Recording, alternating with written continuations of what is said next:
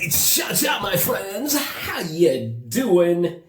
Let me check this message. It might be really important. Might be Ivica Dacic. God only knows. Unfortunately, it's not.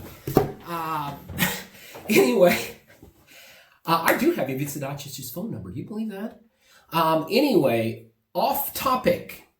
What were we talking about? Oh, we're talking about day number 31. Guys, if you're going to send me a goddamn message, send the whole thing. Don't send one and then another and then another. Drives me absolutely nuts. Hate it when people have my phone number.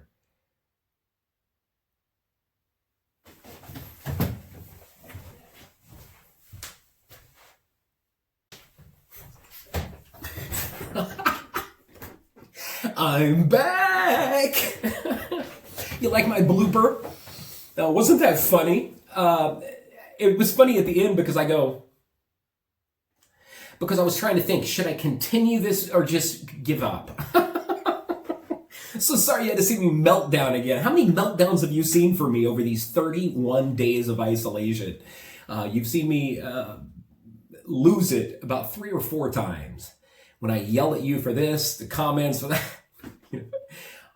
Told you, my moods are like this, roller coaster. We're on a roller coaster, Cevapi. Anyway, day 31. Day 31 has been pretty good. I woke up in a good mood. I actually was up at 6 o'clock. I didn't shut my alarm off. I got up, drank coffee. My best friend left me a 31-minute message on WhatsApp. So I sat right here. I played it, drank my coffee, ate my cereal, listened to him. I love WhatsApp. If it wasn't for WhatsApp, I'd probably have offed myself. I use it for everything, I'm somebody who never answers his telephone. I never answer. So if you've tried to call me on Instagram or Messenger, I will never answer you. It's stupid. I will not answer those phone calls. Nor if you have my phone number, I will not answer your phone call. I don't answer phone calls. I like voice messaging systems. Like in the USA, I don't know why they don't do it in Serbia, but in the USA, if somebody calls me and I see who it is, I'll send them to voicemail, and then I'll wait till they send a voicemail. I'll listen to it, and if it's important, I'll call them or leave them a voice message in return. Here in Serbia, 99% of people don't have voicemail on their regular phone service. I don't know why. So I use WhatsApp. I'll leave a voice message, maybe 20 minutes, whatever.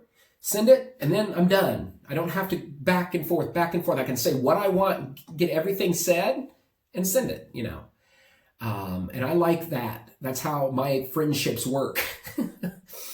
Only like about 3 people I'll do video calls with. And they're really important people in my life.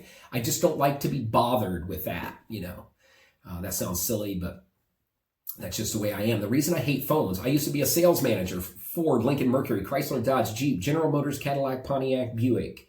I was sales manager, internet sales manager, not all in different dealerships. Most dealerships in the USA are Ford, Lincoln, Mercury is one, Chrysler, Dodge, Jeep, General Motors, Cadillac, Pontiac, Buick, another. So like that. But anyways, in automobile sales management, internet sales manager, all the time I'm on my phone for years and years and years, kissing ass, lying, deceiving, manipulating customers, People love me. I did really well. But after I moved to Serbia in 2010, I said, I'm done with that. No more. So now I only use WhatsApp. One of my buddies called me last night, 8 o'clock at night. He said, hey, Charles, he said, I just woke up from, or this is on a voice message too on WhatsApp. I don't know why I'm going like this. He left me a voice message. I said, hey, Charles, I just woke up from a nap. It's 8 o'clock at night. He said, do you want to do a video call? So I left him a voice message back. I said, oh, brate moy. I said, can we do it tomorrow? I just laid down. I'm watching a movie. What kind of pathetic existence is this, huh? Oh, it's 8 o'clock. It's too late. I'm exhausted from doing nothing, huh? So I said, let's do it tomorrow. I'm too lazy to get up and walk into the kitchen. So anyway, so the day started great. I was in a good mood. I didn't go back to bed. I didn't take a nap. I just cleaned around the house and messed around. And then I had a phone call. I wasn't going to answer it. But a really important person here in Serbia, he's a former NBA player. I'm not going to say his name. I was connected to him through another friend of mine who's a former NBA player. he's watching me. But he got me connected to this other guy. I knew him. I watched this guy play. But this guy makes his own rakia, and he's sending some to me. So I thought maybe that was a delivery from him. So I answered the phone, but it wasn't him. It was a restaurant. And they said, Charles, we have a delivery here. It's some food from Robert Jardine. Robert, how do you say your last name? Zvini. He's from Slovenia. Really important guy. Runs a lot of businesses. Very well connected. He's helping me. Robert, thank you for getting me connected with these folks. I really appreciate that. And thank you for the food. Restaurant Balkan, his friend owns, and his friend sent me some food here. Phenomenal food. I'm getting ready to show you. But this made my day even better. My quarantines are becoming more fun. I might not want to give it up, you know? But Restaurant Balkan, it's at Vojvodinska 26. Here's what I got. Some lepinya. If you don't know what lepinya is, you're missing out. This is one of the best breads you could ever have. Okay? Beautiful. Makes you salivate. I got some shopska salad. Shopska salad is one of my favorite salads. Probably my favorite salad of all time, besides cornbread salad that I eat in the USA. It's got a lot of cheese on it. It's got tomatoes, chunks of cucumber, onion in it. These are delicious. But the best part is this that he sent me. And I haven't had these for a long time. This is not only cevapi, but it's cevapi wrapped in bacon, slanina. Can you get any better than that, my friends? No, you can't. Rolovanya, I think is what they call this. But Restaurant Balkan, man. Restaurant Balkan, Vojvodinska 26, it's like up by Slobodjinya, not far from here. Ooh, salty smell.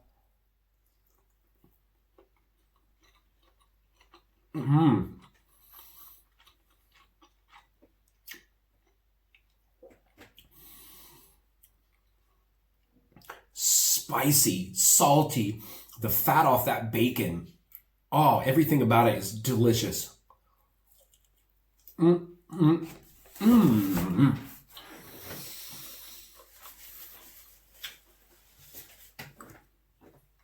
Also sent me a little rakia.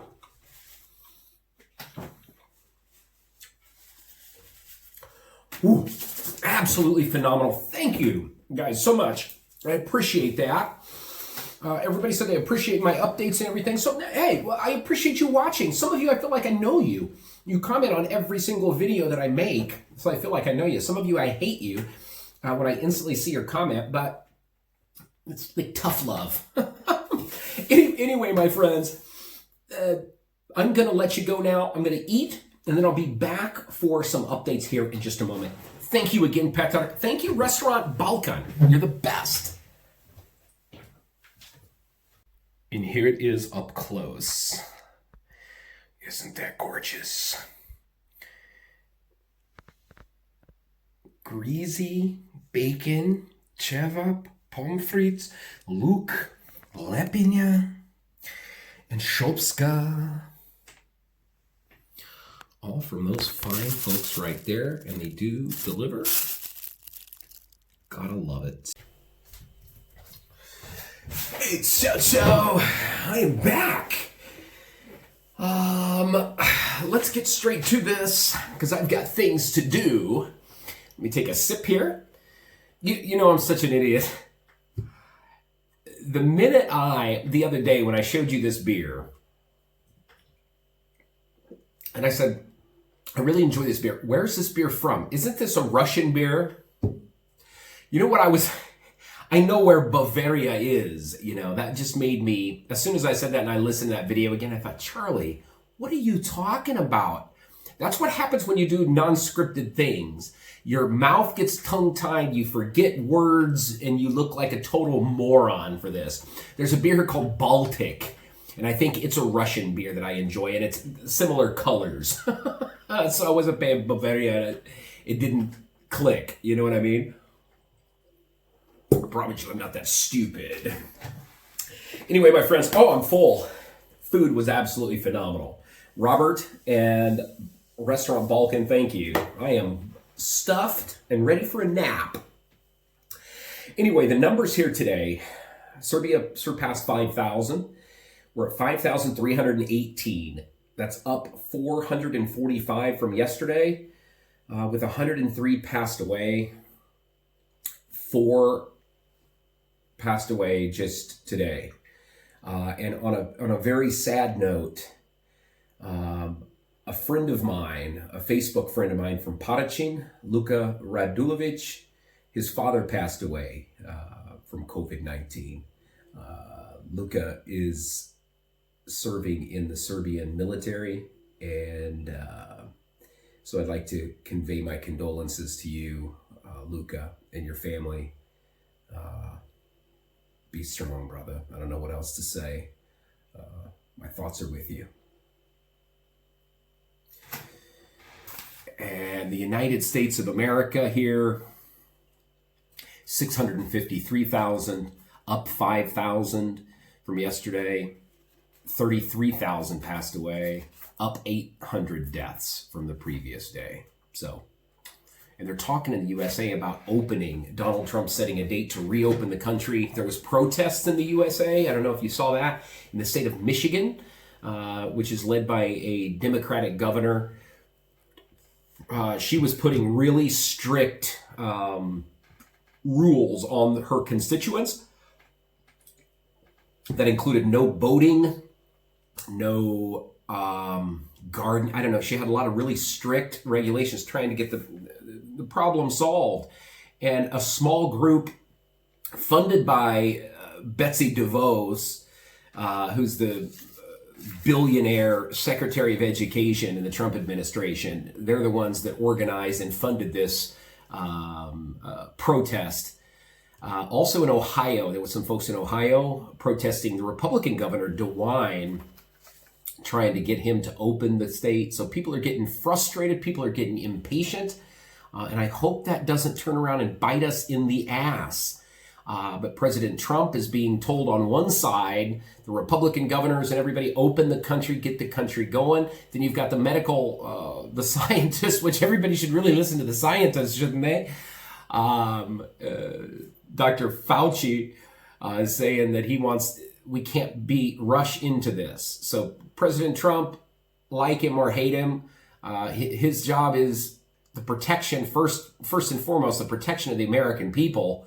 And then we've got to be able to survive and feed our families and not see the country crash. So, I mean, it would be a tough spot to be in and a tough decision to make. I'll leave it at that. And same with every country's leader. It would be very difficult decisions they're trying to make. So some I think are doing a better job than others, but I would not want to be in their position, you know? Anyway, where do we start here? Today, let's start here with the American Embassy. Today we had a Facebook Live. Ambassador Godfrey was kind enough to come on again and answer questions from the remaining Americans. It was about 160, 170 people most of the time on the Facebook Live. He was answering any question that we did have. He was once again praising the Serbian government about their lockdowns and how it's really working. One guy, I asked a question and Ambassador Godfrey answered my question. I asked him, I said, I signed up. They've already had 2 evacuations. They said, if you are interested in another evacuation, sign up for it. I did sign my name, filled out all of it, just to see what comes available. They don't know if they're going to be able to, but there's 700 Serbians stranded in the USA, so they think maybe one is going to come available. But I asked him the question, I said, hello, Mr. Ambassador. I said, if we fly, I said, do we have to quarantine in the American city that we arrive in, or can we go to our final destination without quarantine? And he said, a very good question, but he said America's not doing the same as they are here in Serbia. It's not as strict. And then one guy, an American from the USA who'd flown back to the USA, he commented on there for me. He's on the Facebook Live. He said, hi, Charles, I watch your videos or something. He said, it's so different from Serbia. He said, they didn't even take my temperature when I flew into Washington, D.C. He said, I flew into the USA, rented a car, and drove home. They didn't even check my temperature. I mean, that seems crazy.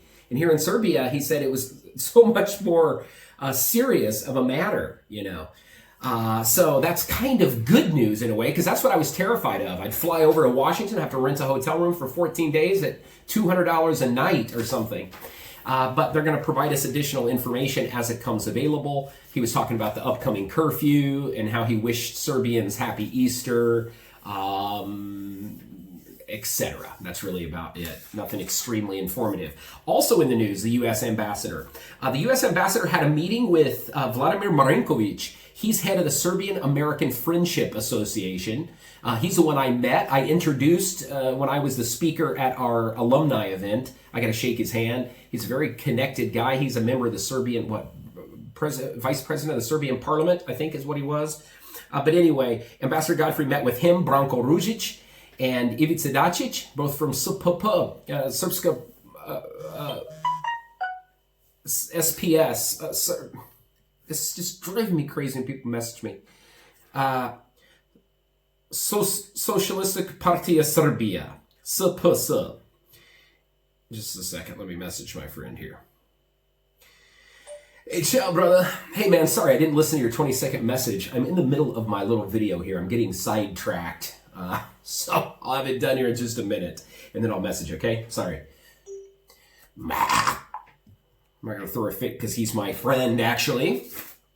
But anyway, the Ambassador Godfrey met with those fine folks for the opening of the Serbian American Academy for Leaders. They're opening something here called the Serbian American Academy for Leaders. All of those folks are going to be involved in that. And he said, Ambassador's quote, "We will write down a new chapter of Serbian-American friendship." He said, "We'll be stronger than COVID-19 and write a brand new chapter for American-Serbian relations." So good for you, Ambassador Godfrey. I love you, and I hope that is the case. And the way it's looking at some of the things that the current administration's doing, really, putting the Kosovo government on notice. I mean, so hopefully this is the case. I would love to see that. What else is in the news? Actually, today is a very special day in Serbian history, in a positive way and a not so positive way. April 16, 1346, Stefan Dusan was crowned Emperor of Serbs and Greeks in Skopje. That was the period of the greatest economic, military, political, and cultural rise of the Serbian feudal state, Tsar Dusan. He was a big, massive man of his time, one of my favorite Serbian historical figures. Also, it was another day, another special day here in Serbian history, and a not-so-special day. April 16, 1944, that began the second bombing of Belgrade in World War II. Belgrade was bombed by the Anglo-American Air Force 11 times during World War II. The infrastructure in Belgrade was bombed 3 times in April, twice in May, once in June and July, and 4 times in September of 1944. The biggest number of victims was recorded on the 16th and 17th of April, 1944, which coincided with the first and second day of Orthodox Easter that year. A total of 600 bombers participated in the bombing of Belgrade, throwing carpet bombs from heights of 3,000 to 5,000 meters. The bombing continued with a higher intensity on April 17th, when the German concentration camp Sejmište was hit. 60 inmates, Serbs, Jews were killed and about 150 wounded. The former maternity hospital in Krunska Street, oh my God, that's where our office is, was completely demolished during the Easter bombing in 1944, killing 22 mothers and infants younger than 8 days. And 2 families that were visiting in Belgrade was bombed again, and 2 families that were visiting. Belgrade was bombed again by the Allies on April 21st and April 24th, and May 18th and June 6th, and July 8th and September 3rd in 1944. The estimated number of civilian deaths is between 1,000 and 4,000, while 5,000 civilians were wounded. The material damage was estimated to be at $3.9 million at the exchange rate from 1939, which would have been a fortune. The fact is that the bombing of Belgrade by the Allies in 1944 was far worse than the bombing by the Nazis. I read that somewhere. What a mess. So the Allies did more damage to your city than the Nazis in the bombings in World War II. Ungodly. So, interesting day here in Serbian history. What else? Alexander Vucic, of course. Somebody said that I sound like the state-owned media.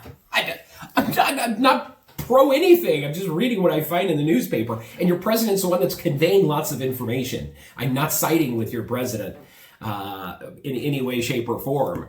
And I'm not against him. I'm a guest in your country, so I'm providing information that I read. Okay? Vucic said there's no exception for Easter. Orthodox Patriarch Irene Kakoses over there. Sounds like a woman's name to me. Irene in English. So Irene, I just don't like saying it. He had asked for maybe an exception for this 84-hour curfew for liturgy, but the Vucic administration says no. He says he's going to call the Patriarch again and get that taken care of.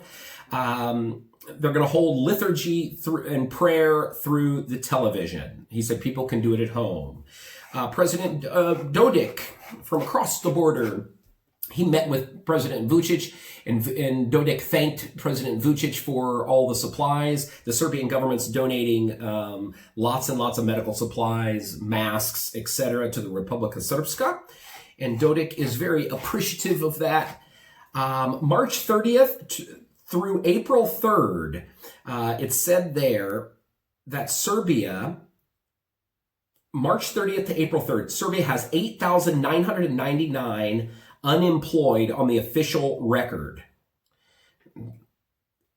Just 8,900 from those 4 days? Or total unemployed? I don't get that. I guess it raised 9,000 in 4 days. They said 2,000 remain unemployed. I don't understand that, so I hope that's what it said in this news source. It was talking about unemployed. Maybe I wrote down that wrong. Forgive me. He also said he asked pensioners once again to please be patient. They're going to allow them out sometime to get. This is like they're people in prison or something. They're going to allow you to leave your home here for a few minutes to blow the stink off here soon, pensioners, so you can go and touch all the bread you want here shortly. Oh, jeez. Serbian police. I don't know if you saw the video, and I believe it was from Voždovac, if I'm not mistaken. It was from one of the suburbs there in Belgrade. But there was a video that was shared all over the media yesterday. There was a gentleman sitting in the back seat of a police car after curfew. He was out after 5 p.m. The police officer was here smacking him. He said, "Kakos izovish, kakos izovish, kakos izovish," smacking him hard in the face. Anyway, that was brought to the Ministry of Kakos, what's his name? Forgive me, I don't remember. Anyway, people are throwing a fit about it, like they should. And they said that the Serbian police have said that they're going to probe the behavior during the state of emergency. So they're going to check into that and find out what happened. But to me, it's obvious that the officer should be disciplined.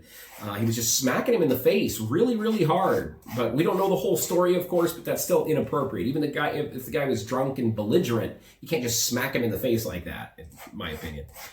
Vulin, Secretary of Defense Vulin says the migrants are going to be under 24-hour quarantine until the state of emergency is over. No questions asked. That's for their protection and the Serbian citizens' protection, because these migrants are just wandering in things, and they can pass this virus like nobody's business because they're unaccounted for. But they're rounding them up. They're keeping them under control here. So that is good news. What else? The Minister of Education, Šarčević, he said that there's going to be no school for at least 4 more weeks here in Serbia. That was announced. They've been talking about the possibility of schools opening at some point, but they just said in the news that just at least not for 4 more weeks there will be no school. So that'll put us into the middle of May. What else? Oh, another thing that the ambassador said that was kind of good news for me. He said the embassy is back to work. But they're still not doing visas. The program I run sends Serbian university students from the Balkans. We have offices in 7 countries. This year we're sending about 1,000 students to 26 different states. They had stopped embassy interviews for the visa approvals, but he said that they're going to have that opened for customers at the end of this state of emergency, which Vucic says will be at the end of April. They're going to open the doors at the embassy again. So hopefully we'll get some students allowed to go on this program. Danas, the news source Danas was in the news. There's been a lot of hubbub here about the current administration not allowing media into these pandemic news conferences. The Vucic administration are asking news sources to email the questions, and they will say them over the in the press conferences and stuff, which I mentioned that the other day, that I thought that seemed so ridiculous. You know, you don't want to have to send an email where the president or whatever can prepare a prepared statement on these. That's the point of freedom of the press, to be able to ask questions that need answered. Just like my president. My president acts like a little baby anytime somebody questions him on a legitimate question. Oh, you're a terrible reporter. You're fake news. You know, he just likes to spread lies and not answer the truths. So that's why media is so important. So anyway, Danas joined FONET and said they're no longer going to email questions in because they think it's ridiculous. So good for you, Danas. SBB, that's my internet provider. Oh no, I've got MTS, my apologies. I said SBB, which is a Serbian communications company. It says they had problems with the internet due to cyber attacks yesterday. It said the internet signal has been stabilized throughout the country, but they are investigating with the police and high technology prosecutor's office. They had a quote, "We are unpleasantly surprised that during the attacks on our network, some subscribers received scandalous messages from Telekom Serbia, which is the state-owned company, with untrue info about SBB. Some users sent evidence of it, and we passed that on to the police." So that's kind of crazy. And Telecom admitted that they were behind this. I mean, that's nuts, huh? Why? Another bit of sad news. It's sad down in Blace. Blace is like, I was in Blace actually. There's a university. There's a lot of foreign exchange students that go to Blace, to the university down there. Small little town in and around niche-ish in that area. And it said in this home for disabled, it said all 109 users, it used that word users, which seemed kind of odd. It said all 109 users and employers of the Blace home are infected with COVID-19. So I guess everybody in that home, employees and clients. That's really sad. It said they're under quarantine and everything else. So we hope everything will be okay with all those folks. And also it said 180 police are currently infected with COVID-19. So I wish them all to get better. And that does it for tonight, my friends. Hope you all are well. And we will speak soon. Ciao, ciao.